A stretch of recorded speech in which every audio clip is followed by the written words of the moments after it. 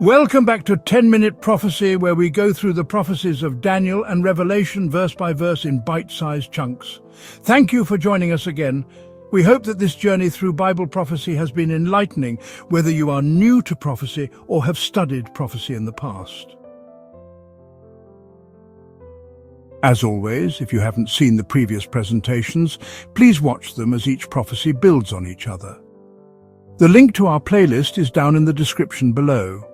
You will also find the video on the non-denominational biblical prophetic interpretation method that has proven itself over and over again in world events both past, present, and can be relied upon to understand the future.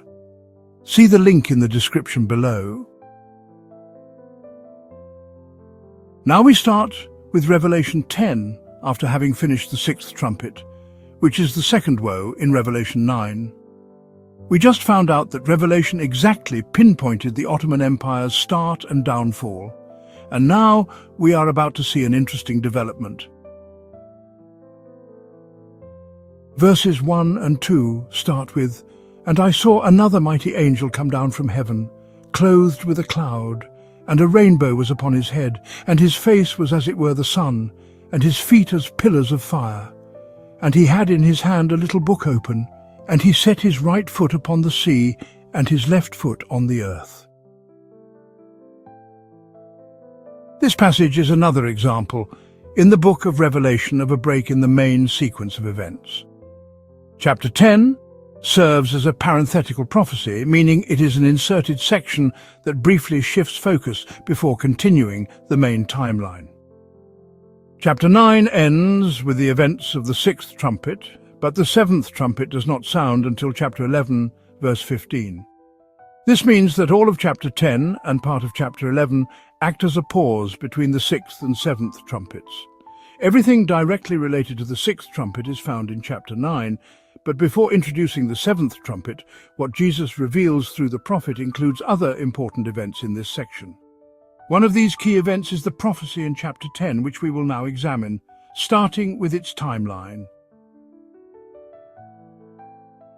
Here we see the little book introduced. What is this little book? The phrase "he had in his hand a little book open" suggests that this book was once closed or sealed. In the book of Daniel, we find a prophecy about a book that was to be sealed until a specific time. "But you, Daniel, shut up the words and seal the book until the time of the end. Many shall run to and fro, and knowledge shall increase." Daniel 12, verse 4. Since the book was only sealed until the time of the end, it makes sense that at that point it would be opened. If prophecy specifically mentioned its closing, we should also expect prophecy to mention its opening, and Revelation 10 appears to do just that. The only book in the Bible that was sealed is the book of Daniel's prophecy. Likewise, the only place in Scripture where a book is described as being opened is in Revelation 10. The connection becomes even clearer when we compare their contents. Daniel's sealed book contained prophecies about time, as seen in the question, "How long shall it be to the end of these wonders?" Similarly, when the angel in Revelation 10 comes down with the little book open, he proclaims a message related to time. Time shall be no longer. This strong parallel confirms that the little book in the angel's hand is the book of Daniel's prophecy, now opened and ready to be understood in the last days. Now we must pinpoint the time of the angel's message. This will be apparent here in Revelation 10 by looking at the appearance of the angel. Since the book in his hand is open, and we know from Daniel 12 verse 4 that Daniel's prophecies were sealed until the time of the end, this means the angel's proclamation must take place after the time of the end begins.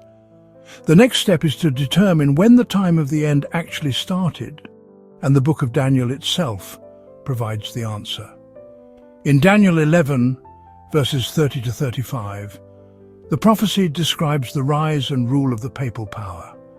Verse 35 states, "Some of them of understanding shall fall to refine them, purify them, and make them white until the time of the end." This refers to the persecution under papal rule, which lasted 1,260 years, a time period mentioned multiple times in Daniel and Revelation. This period ended in AD 1798, when the Pope was taken captive, marking the fall of papal supremacy. At that point, the Book of Daniel was unsealed, and since then, many have studied it intensely, leading to a dramatic increase in understanding of Bible prophecy, just as Daniel 12, verse 4 predicted. The timeline of the events in Revelation 10 becomes even clearer when we recognize that the angel in this chapter is the same as the first angel in Revelation 14. There are several key similarities between them. 1. Both have a special message to proclaim. 2. Both speak with a loud voice. 3. Both refer to God as the creator of heaven, earth, and the sea. 4. Both proclaim a message about time. One declares that time shall be no more, while the other announces that the hour of God's judgment has come. The first angel's message in Revelation 14 is clearly meant for the last generation of people on earth, because it proclaims that the time of God's judgment has arrived. This message was not preached by Paul, who spoke of a future judgment, nor by Martin Luther, who believed judgment was still at least 300 years away in his time. Paul even warned against preaching that Christ's return was near too soon. He explained that certain events must happen first, including the rise of the man of sin, which is the papacy, which ruled for 1,260 years, ending in 1798. Once papal rule ended in 1798, the restriction against preaching that Christ's return was near was lifted. This is when the time of the end began. The book of Daniel was unsealed, and the message of Revelation 14, declaring God's judgment had come, began to be preached. Around this same time, the angel in Revelation 10 was also seen standing on both the sea and the land, swearing that time would be no more. This imagery of the angel standing on both sea and land symbolizes that the message would spread across the world, not just to one nation, but across oceans to reach every continent. And history confirms this. From 1840 to 1844, the Great Awakening with the Advent message spread to every missionary station on earth, marking the global fulfillment of these prophecies. Verse 3 and 4 says, "And cried with a loud voice as when a lion roareth, and when he had cried, 7 thunders uttered their voices. And when the 7 thunders had uttered their voices, I was about to write, and I heard a voice from heaven saying unto me, Seal up those things which the 7 thunders uttered, and write them not." But why mention the 7 thunders at all? If we follow this idea, it suggests that when we face unexpected challenges, like sudden storms in a clear sky, we shouldn't lose faith. Just as God sealed up the message of the 7 thunders, some things remain hidden for a reason, and we can trust that everything is unfolding according to His plan.